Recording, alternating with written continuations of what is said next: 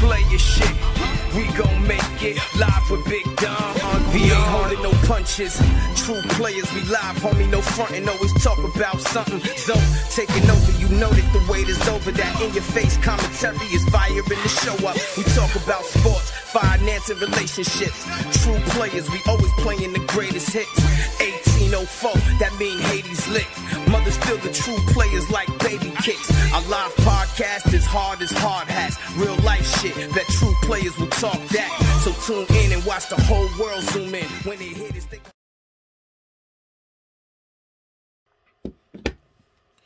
What's good, everybody? It's your man Big Don coming live now to another True Players podcast episode.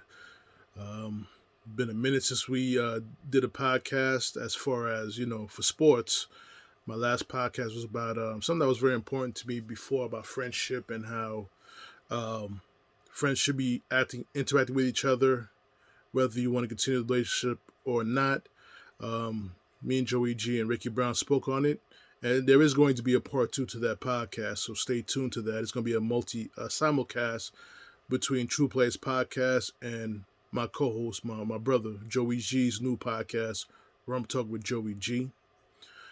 So stay tuned for that podcast. It should be coming up real soon. But the reason I'm on this podcast today, people, I want to talk about NBA preseason started. You know what I'm saying? I got a chance to see the Knicks play yesterday with Tom Thibodeau as coach. I've seen some good things from the team, but I'm trying to keep everything in perspective because it is preseason. So I try to keep everything in perspective. R.J. Barrett had a good game, finished over 15 points. Did sort of a bit slowly, was 0 for 9, missed his first 9 shots, then picked it up in the second half of the preseason game. Everybody looked good. Except for Dennis Smith, who wants to keeps on trying to throw a lob to Mitchell Robinson, trying to get him injured in a crowd. Don't throw up alley-oops when there's like 3 of the opposite players are within the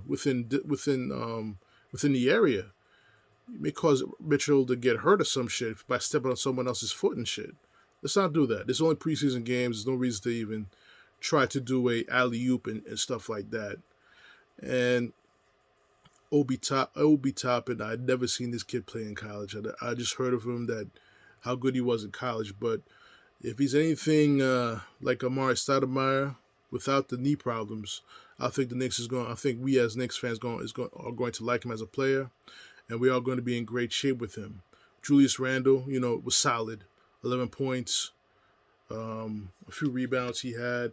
He at everybody, he looked solid. He had 8 rebounds, 6 assists for Julius Randle. Nerlens Noel, another pickup in the offseason, playing that center position. Also played well as well. He had 10 points on 5 of 7 shooting. It's going to be an interesting dynamic between him and Mitchell Robinson at the center position. Who's going to start? Who's going to come off the bench? Can these two play together on the court together as being some type of twin tower type of defense? I seen how, they don't lose a step when one of those guys are on the floor. As far as blocking shots, playing defense. And the one thing that impressed me about the Knicks was the defensive effort, the defensive intensity that they played with under the new coach, Tom Thibodeau, under the tutelage of former head coach, Mike Woodson. It's something to be happy about, something that looks definitely promising. So, like I said, we'll see what happens. They did sign Austin Rivers, who didn't play last night. I'm trying to find out how he's going to fit into the dynamic of the next season this year. But this is a big season for Kevin Knox. It's his 3rd year. Last year was a disappointment. Can you chalk it up to a sophomore jinx? Maybe. But it is a big season for him this year. He's been more aggressive, going to the basket more, not settling for jump shots like he has in the past 2 seasons. So we'll see his development as it goes on along the season. So I can say about the Knicks. The only problem is I found with the Knicks is they had a big lead against Detroit, had a 19-point lead in the fourth quarter, let it dwindle down to about 6 points left in the fourth quarter. Detroit was down by 6 with at least a minute left. And a couple of big buckets by Julius Randle at the end. A big three-pointer, a 3-point play. Well, he missed the free throw, but he got fouled and won. And we'll see what's going to happen. The only key is Tom Thibodeau is going to have to find which player is going to be the go-to guy to stop that from happening down the stretch. Is it going to be Julius Randle? Is it going to be R.J. Barrett? Hey, it could be Obi Toppin. I mean, he's a big guy who got handled. So I like the effort he was playing with, trying to dunk in the ball, all that stuff. Alfred Payton played a good game. I'm not a fan of his game, but he's solid. I can't knock him for that. I'm not a fan. I would have preferred if they made that trade for Russell Westbrook, just to bring some spark to the Garden when the fans are allowed to come back in. So we'll see what happens with the Knicks goes. They're going to stay in Detroit again. They're going to play a second preseason game. The NBA's in a crunch right now because every team has only 4 preseason games. So they're going to play 4 preseason games, and then off. The regular season starts around Christmas week, and we're off for 72 games. I just pray and hope that none of the teams contract COVID-19. I hope they follow the correct protocol in regards to that, so we don't miss any games. I want to see a full 72-game season on time. So we'll see what happens. But the big news this week is, before I hit on the other big news as far as football goes, there's 2 big news in football in the New York area. The first one is Greg Williams getting fired for the zero blitz with 30 seconds left that cost the Jets their first victory. They lost to the Raiders 31-28 off a mind-boggling defensive call by a defensive coordinator who last year I thought deserved to be the Jets head coach, and only to prove me wrong this year how his defense has played this season, and how he was trying to sabotage Adam Gase in order to get the New York Jets job. And that play call right there, I don't think any defensive coordinator agreed with that call with 13 seconds left. Letting a rookie cornerback, Lamar Jackson, let's not get him confused with the Ravens quarterback, but this is a cornerback named Lamar Jackson also. Left him out to an island to get burned on a big game-winning touchdown pass. The Jets played hard. The offense looked great with Denzel Mims, Perriman, Crowder. They all look great. And the 2 running backs that played after Frank Gore was out with a concussion played great as well. The offense line was opening holes for the running backs to go through. It was a very great effort on the part of the offensive line, on the part of the offense. Sam Darnold played a better game than he did against Miami, after the Miami game, I'm going to tell you guys something. I totally gave up on him as a quarterback of the New York Jets, and I still am going to give up on him as quarterback of the New York Jets. Because I don't think, through, especially from Adam Gase's mouth, they didn't do a good job in developing him. But I'll speak more about that a little later. Even Rex Ryan was like, what he wanted I know he wanted to curse on Get Up, ESPN Get Up on Monday when he saw that play call. He said that was the dumbest defense call I've ever seen in my life. It is. And Adam Gase made one great decision out of his 2 years as New York Jet head coach. He fired the fucking defense coordinator. That was a pure sabotage job by the defensive coordinator. I understand the fans, New York Jet fans from the freaking group that I'm in wants to tank for Trevor, but this is the situation. The Jets are going to draft their 4th quarterback in a matter of 10 years, 10 or 11 years. 4th quarterback, so-called 4th franchise-saving quarterback. This is not the first. This is not the second. This is the 4th one.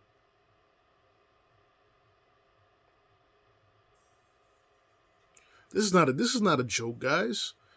These people are saying tank for Trevor. You got to fix the people that's going to develop these quarterbacks. That's what you need to fix now. You can't compare Sam Darnold to what's going on with Lamar Jackson. You can't compare Sam Darnold to what's going on with Joe Burrows in Cincinnati. You can't compare what's going on with Justin Herbert in San Diego. Because you know why? Because they don't play in New York. That's the reason why. They don't play in New York. So that's pressure to succeed, and those guys are flourishing. But another thing, too, about those other situations is they have weapons. They have offensive linemen. They have receivers. They have running backs to protect them. That's one of the reasons why they're killing it. And plus, they have coaching that's developing them. So that may work in Los Angeles. That may work in Cincinnati. That may work in B-more. But starting a rookie quarterback off the bat in New York, without an offensive line, without a running back, without receivers, is a recipe for that quarterback's career to be a disaster career. New York has broken Mark Sanchez. It has broken Geno Smith. And now it has broken Sam Darnold. And I'm gonna explain to you guys why that's happening. Why that happened. First, coaches. You didn't have coaches to develop the quarterbacks properly. Two, you had GMs who didn't supply those young quarterbacks with the necessary offensive linemen or great weapons and receivers. The only person out of those three quarterbacks who had those weapons was Mark Sanchez. But then again, Mark Sanchez took over a quarterback for a team that went 9-7 the year before, who should have been the playoffs, should have been competing with the Super Bowl with Brett Favre as their quarterback. Mind you, Mark Sanchez turned that into 2 AFC Championship appearances, 4-2 in the playoffs, won all 4 games on the road. You could talk shit about Mark Sanchez and his butt fumble and eating hot dogs on the sideline, but he was the most accomplished one out of everybody, of all the Jets that they drafted. But this is what I'm gonna propose to the New York Jet fans right here, because we don't know what's going to happen with the new head coach that's coming in. Hey, there's a chance that Adam Gase may still be the head coach, which is a scary part. We don't want that to happen, but that's a scary reality and a possible reality. If you draft Trevor Lawrence, a lot of you guys are not gonna agree with me. I think he needs to sit for the first few games. There's nothing wrong with sitting for the first few games. Let everything just soak in first. And when you got Denzel Mims, I believe you got Brashad Perriman for another year, and Jamison Crowder. You got another year with Jamison Crowder. You got LaMichael Perrine, who can't stay on the field. Maybe you re-sign Bilal Powell. Do that, Joe Douglas. You fucked up on that. You re-sign Marcus May, who called out Greg Williams. That's why he definitely got fired. Because when your star safety calls you out for not helping him, not helping his team win a game, you think these young guys want to sit there and go 0-16? That's the problem with fucking Jets fans on this Jet group that I'm in. These kids don't want to be part of a team that went 0-16. It doesn't matter who's going to be in the draft, in the NFL draft this coming year. They don't want to go 0-16.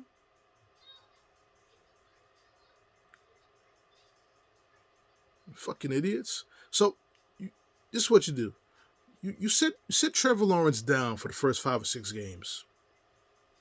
Right? Let him watch from the sideline. Whether you keep Sam, have Sam start the first 6 or 7 games, or you trade Sam, and you re-sign Joe Flacco and have him start the first few games of the season. Let Trevor Lawrence, inhale New York for a second before he gets on that field and produces. Let's try a different tactic than the tactics we used before. And this is a tactic they should have used with Sam Darnold when they drafted him, you had Teddy Bridgewater, you had Josh McCown there. He could have sat a few games. The last New York quarterback who was drafted number 1 and sat 9 games.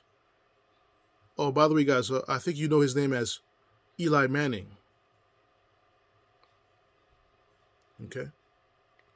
2-time Super Bowl MVP with 2 rings. It can happen. It can happen. He had the opportunity to learn under Kurt Warner.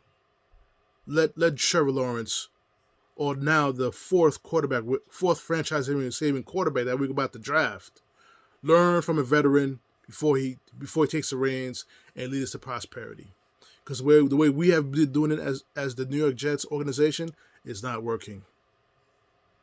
4th franchise-saving quarterback in 11 years. Quote unquote. We traded up to get Mark Sanchez. Geno Smith fell to us in the 2nd round. We traded up to get Sam Darnold. Then we just don't the Jets have an issue trading up for USC quarterbacks? I'm just saying. But I'm gonna say one thing. You're not gonna go wrong with a Clemson quarterback. I'll tell you that much. You want to take me on that? You want to question me? Look at the Houston Texans and Deshaun Watson, who I felt the Jets should have drafted over Jamal Adams. Go figure.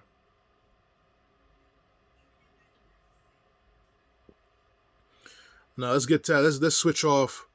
I'm gonna speak more about the Jets at the end of the season, but let's get on to the real football team of the area, the New York Giants. Once again, recovering after a few years of subpar play.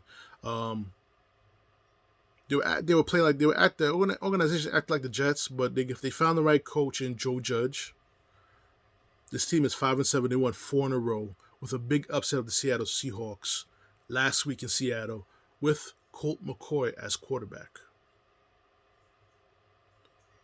Defense is playing great. Patrick Graham is probably going to be the hot assistant to become a next head coach. If I was Joe Judge, I'll try to keep him. But I'm quite sure Joe Judge may have someone in the pipelines like Matt Patricia, who just got fired, or Roman Cornell if they don't keep him as Houston Texans head coach, who could fill in and be the defense coordinator of the New York Giants if Patrick Graham decides to take on that head coaching job. But Daniel Jones hurt his hamstring. Colt McCoy did what he did. He managed the game, didn't turn the ball over. You can't ask for anything better than that. You don't turn the ball over, you manage the game properly, your defense plays great. Leonard Williams has a resurrection over there with the Giants. The guy couldn't sack a quarterback in his life with the Jets, but now he got 2 sacks of Russell Wilson last week. 2 sacks on Russell Wilson. A pivotal win, 17-12 win over the Seattle Seahawks. And now they're playing a similar quarterback in Kyler Murray this week. They got to win this game. They got to beat the Cardinals to go 6-7. It'll be a letdown if they go from beating Seattle to lose to the Cardinals this week, in my opinion. And I believe they could do it. This Giant defense has not been blown out. Only been blown out once this season. Most of the games are within 6 or 7 points. The team is heading in the right direction. If they draft well again this offseason, sign some key free agents, add more to the offensive line. They need a big time linebacker though. I mean, they got some decent linebackers. They need a big time linebacker. They're in the right direction. They should win this division, but they got that tough schedule to end it as well. Still got to play the Ravens.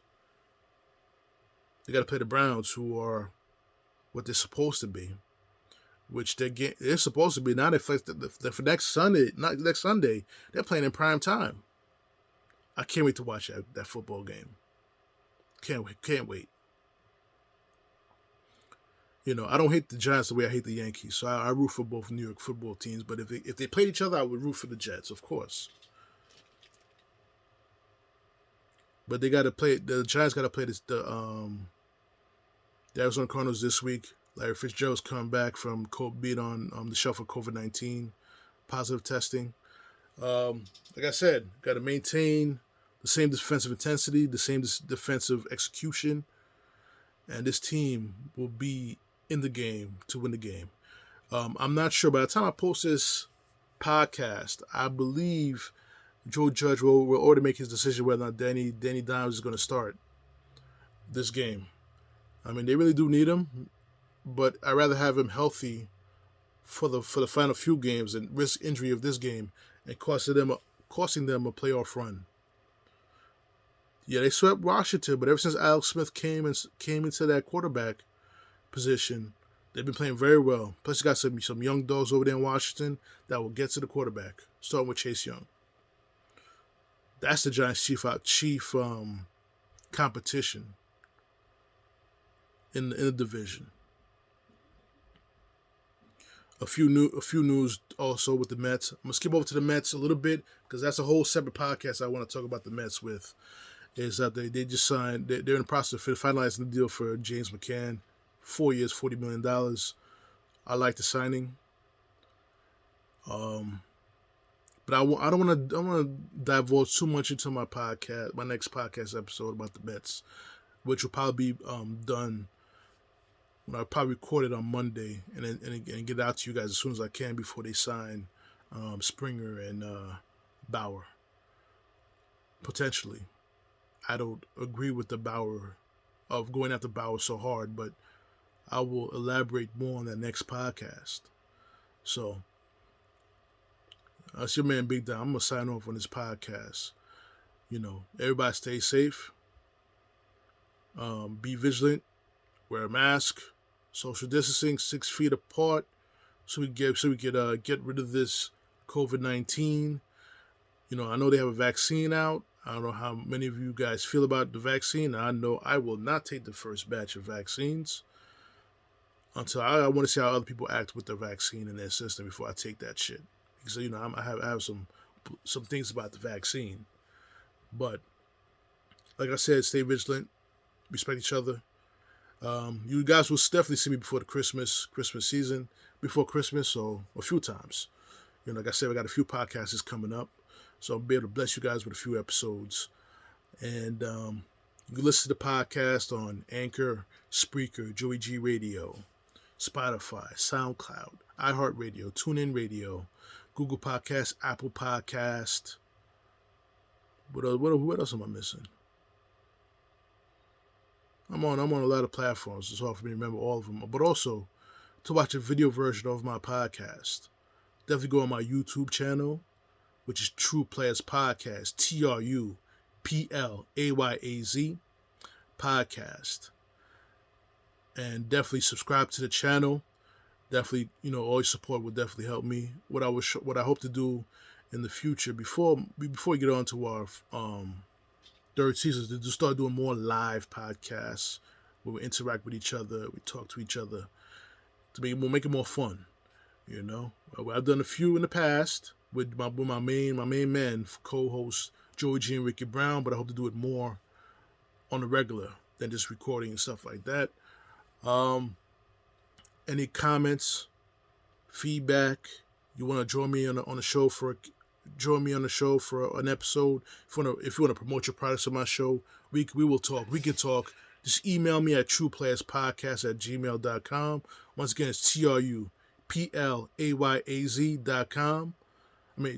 PLAYAZ@gmail.com. Sorry about that.